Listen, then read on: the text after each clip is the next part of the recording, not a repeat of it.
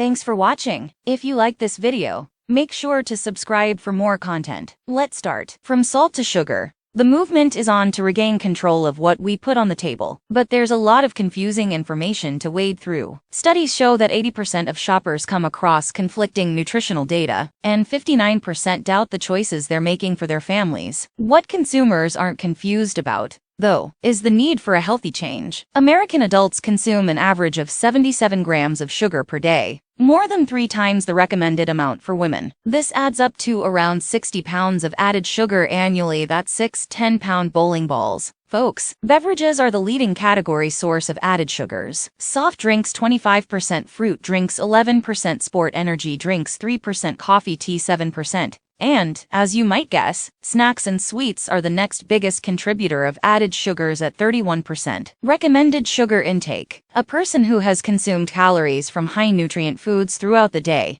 can use up this extra calorie allowance on treats, such as sugary or fatty foods. The American Heart Association recommend that sugary foods comprise no more than half of a person's daily discretionary calorie allowance. Recommended sugar intake differs for men, women, and children. Men's sugar intake according to American Heart Association guidelines. Most men should consume no more than 150 discretionary calories of sugar per day. This is equivalent to 38 grams or 9 teaspoons of sugar. Women's sugar intake should use no more than 100 discretionary calories on sugar per day. This is around 25 grams or 6 teaspoons of sugar. Children's sugar intake. Children between the ages of 2 and 18 should consume no more than 25 grams, or 6 teaspoons, of added sugar daily. People with diabetes. Sugar intake. Diabetes makes it difficult for the body to use glucose effectively. Since the body converts both naturally occurring and added sugars into glucose, people with diabetes must monitor their overall sugar intake. But some foods affect blood glucose levels more than others,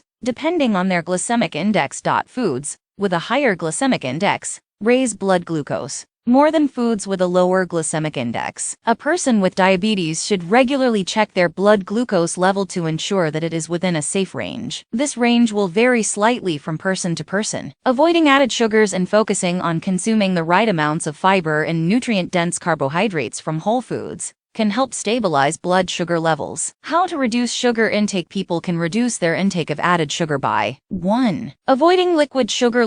Liquid sugar is in soft drinks and juices. The body digests it more quickly than the sugar in foods, and as a result, liquid sugar causes a greater spike in blood glucose levels. The following drinks may also contain liquid sugar: fruit juices and smoothies, high-energy drinks or sports drinks, chocolate or flavored milk too. Avoiding packaged foods. Research suggests that about 75% of packaged foods trusted source in supermarkets contain added sweeteners. Examples of packaged foods that may contain added sugar include candies and chocolate, desserts, breakfast bars, breakfast cereals, yogurt, savory snacks. 3. Trying sugar alternatives. Non-nutritive sweeteners (NNS) contain few or no calories. 4. Swapping added sugars for natural alternatives. The average person in the U.S. consumes an excessive amount of added sugar, and experts have linked high sugar consumption to a range of diseases. People can reduce their health risks by cutting down on the amount of added sugar in their diet. This may require a person to carefully check food and drink labels for different forms of sugar.